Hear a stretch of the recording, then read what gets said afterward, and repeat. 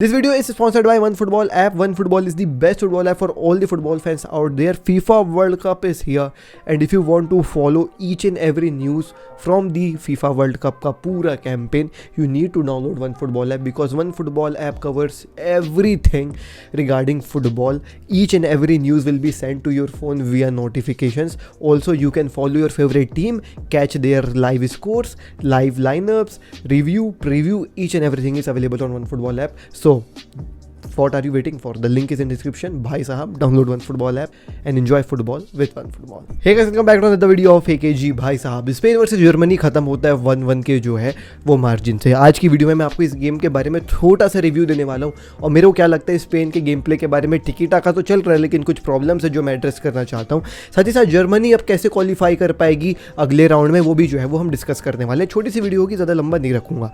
सो आप लोगों ने लाइनअप देखा ही होगा स्पेन वर्सेस जर्मनी की। स्पेन की लाइनअप वही है, सेम, ऐसा कुछ खास चेंज किया ही नहीं है। पेड्री, गावी, बुस्केट्स है ना, ऊपर जो है तुमको ओल्मो, फरान टोरेस और अपना जो है वो भाई साहब मार्को असेंसियो देखने को मिल जाएगा। डिफेंस में जो है वो तुमको Laporte, Rodri, right hand side कार्वाहाल, left hand side Jordi alba and goalkeeper आपको जो है वो नाई सिमेओन देखने को मिल जाएगा। एंड जर्मनी की लाइनअप में आपको जो है वो गनेबरी और मूसियाला देखने को मिले थे विथ मुलर, गुंडोवान था ही, किमिक था ही और पीछे भी जो है वो अच्छे अच्छे प्लेयर थे, सूले वगैरह था। अब ना बात ये आती है, स्पेन जो है वो भाई साहब स्टार्ट काफ़ी अच्छा करती है, अच्छा जो है वो भाई साहब पासिंग वगैरह चलते हैं और स्पेन टिकी टाका फुटबॉल तुमने कल देखा होगा वो इरिटेट कर रहे हैं जर्मनी को। भाई जर्मनी इरिटेट हो रही है कि हम कैसे रोके, क्या करें, कैसे शॉट लें, एसेट्रा वो, क्योंकि टिकी टाका फुटबॉल है ही ये। अब लोगों ने जो क्वेश्चन बोला था कि भाई आप डेविड डिएगा को क्यों नहीं लेकर गए, आपने देखा होगा कितने बार बॉल जाती है पीछे जो है वो गोलकीपर के पास यार, उनाई सिमेओन के पास। उनाई सिमेओन को कितना जल्दी जो है वो रिएक्ट करके पास करना पड़ता है। तो बॉल प्लेइंग जो है वो भैया गोलकीपर चाहिए था लुइस एनरिके को, और बॉल प्लेइंग गोलकीपर नहीं है डेविड डिएगा। जितना अटैक उस गोलकीपर के ऊपर होता है, दौड़ते दौड़ते चार्ज करते हैं अटैकर्स, डेविड डिया हड़बड़ा जाता है और वो हमेशा बॉल डिस्पोजेस कर देता। गोलकीपर ही जब बॉल डिस्पोजेस कर रहा है तो आप इनवाइट कर रहे हो गोल मारने के लिए, तो वो चीज़ नहीं चाहता है लुइस एनरिके हो। इसलिए ball playing centre back plus ball playing goalkeeper की जो है वो आवश्यकता थी लुइस एनरिके को। अब ना स्पेन जो है वो शुरुआत से जो है वो भाई टिकी टाका फुटबॉल खेलते हुए नजर आई हमको। और ना इस टिकी टाका फुटबॉल में दो चीज़ें हैं जो मैं आपको बताना चाहूँगा कि यार आप काउंटर अटैक तो कर नहीं रहे हो कि आप हर हाफ में 6 या 7 बार जो है वो आपके विंगर्स दौड़ रहे हैं और अटैकर के पास बॉल जा रहा है ना। काउंटर अटैक करते तो ऑब्वियसली चांसेस ज़्यादा आप क्रिएट करते हो। सिंस आप टिकी टाका फुटबॉल खेल रहे हो, चांसेस क्रिएटेड जो है वो काउंटर अटैक के मुकाबले थोड़े कम रहते हैं। अब जब कम रहते हैं तो आपको अपने चांसेस कन्वर्ट करना पड़ेगा। जैसे आपने अगर 3 बार चांसेस बनाए ना, तो आपको मेक श्योर करना है कि उन 3 में से 2 बार तो आप गोल स्कोर करो ही, और आपके पास प्रॉपर फिनिशर्स होने चाहिए। लेकिन अनफॉर्चुनेटली स्पेन में वो चीज़ मेरे को नहीं नज़र आ रही है। हमने देखा डैनी ओल्मो ने बहुत अच्छा शॉट लिया, न्यूयॉर्क ने रोक लिया, but there were couple of chances और फरान टोरेस एक आध दो ऑफसाइड को छोड़ के फरान टोरेस को स्कोर करना चाहिए गोल, क्योंकि वो गोल मारेगा तभी स्पेन जीतेगी। अब देखो गेम हो गया आखिरी में ड्रॉ। अगर जो है वो फरान टोरेस स्कोर कर ले लेता फर्स्ट हाफ में तो ड्रॉ नहीं होता, स्पेन जीत गई होते और वो ऑलरेडी क्वालिफाई कर चुके होते। लेकिन देखो फरान टोरेस ने भैया ड्रॉ करवा दिया ना गेम। तो गेम मैं कह रहा हूँ 3-4 चांसेस मिलेंगे आपको गोल स्कोर करना ही है उसमें कैसे भी, आप बिल्कुल भी गलती नहीं। अब ना ये चीज़ अपन ने पिछले टूर्नामेंट में भी देखी थी। अब वो मेरे को याद नहीं आ रहा यूरोस था कि नेशंस लीग था जिसमें फाइनल तक गई थी स्पेन, मेरे ख्याल से नेशंस लीग था या यूरोस था, पता नहीं यार, मेरे को याद नहीं है। लेकिन दोनों में से कोई एक टूर्नामेंट में हमेशा हमने एक चीज़ ये देखी थी कि स्पेन वही टिकी टाका पासेस कर रही है और वो फिनिश नहीं कर पा रही है, जिसके चलते हर एक गेम या तो एक्स्ट्रा टाइम में ख़त्म होता था या तो पेनाल्टीज तक जाता था, तुमको याद होगा। अब वही सेम चीज़ अगर इनको इस टूर्नामेंट में करना है तो वही होने वाला है, क्योंकि आप डिफेंडिंग तो अच्छे कर ले रहे हो लेकिन आपको अपने चांसेस कन्वर्ट करना पड़ेगा, जो स्पेन जो है वो थोड़ी सी मेरे को लग रहा है कि नहीं कर पा रही है। बट पहला गोल पड़ता है और कब पड़ता है, जब एक प्रॉपर फिनिशर आकर के उस चांस को कन्वर्ट कर देता है। मोराटा आते हैं 6 मिनट के अंदर ही जो है वो पहला चांस उनके लिए बनता है और वो गोल मार देते हैं। 1-0 स्पेन आगे बढ़ गई।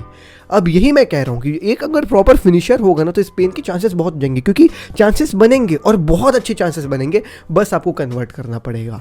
अंसू फाटी अच्छा खेला, पेड्री, गावी, बुस्केट्स अलग ही खेले। पेड्री और गावी को तो आप लोग भी मतलब वर्ल्ड फुटबॉल, देखो बार्सा फैंस तो इनको बुस्केट्स इनिएस्टा और चावी बोलते थे, वो तो चलता था। अब तो वर्ल्ड फुटबॉल देखने वाले लोग इनको इनिएस्टा एंड चावी कह रहे हैं, तो ये तो अलग ही बात हो गई है ना। तो यही मैं कह रहा हूँ कि भाई स्पेन बहुत अच्छा फुटबॉल खेलती है लेकिन इनको इनके चांसेस पर्सन्स कम होंगे उनको कन्वर्ट करने का वो, तभी जो है वो भैया जीत पाएगी स्पेन, आगे टूर्नामेंट में बढ़ पाएगी। Talking about Germany, so Germany obviously irritate हो रही थी, उनको गोल मारना था, गोल पड़ नहीं रहे थे।